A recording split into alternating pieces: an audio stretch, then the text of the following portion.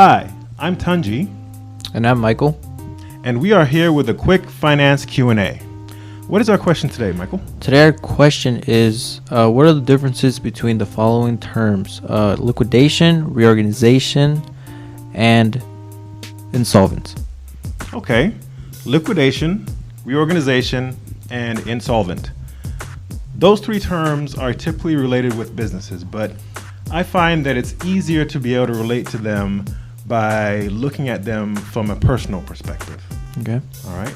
So let's start with insolvent.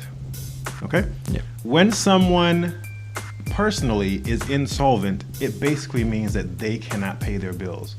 They are putting out expenses that go above and beyond whatever income that they're bringing in. So the same thing can happen to a business. Yeah. If that business is not able to bring in enough revenue and still has to be paying all these expenses, they are insolvent.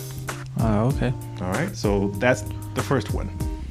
Now, with regard to what a business can do in order to try and recover from being insolvent, reorganization is actually one of those things that businesses will try to do. Oh, okay. And the reorganization can come in the form of many different actions that are taken. One of the first actions, and simply the easiest looking one when you look at somebody's finances, is to let go of people.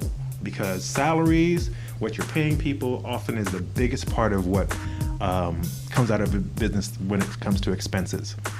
If you even relate that personally, let's say you're a rich person and you've got housekeepers and all this other talent, people doing work for you. You have to pay their expenses, pay their salaries.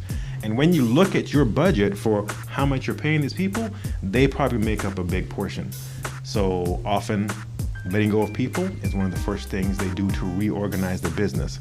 Other things that they will do to reorganize include reorganizing their finances. Maybe they'll refinance a loan. Maybe they will get a loan from someone who's not a traditional lender in order to get a certain amount of money and pay off the folks that they already owe. Trying to get a longer amount of time.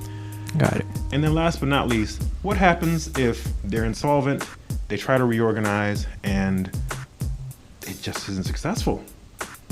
Looking at it from the personal perspective, liquidation is basically that last step where the company dies because it can't pay its bills anymore. It's not bringing in enough money or revenue to be able to sustain itself. So there's liquidation. What happens with the liquidation? Well, let's see, when somebody dies, what happens?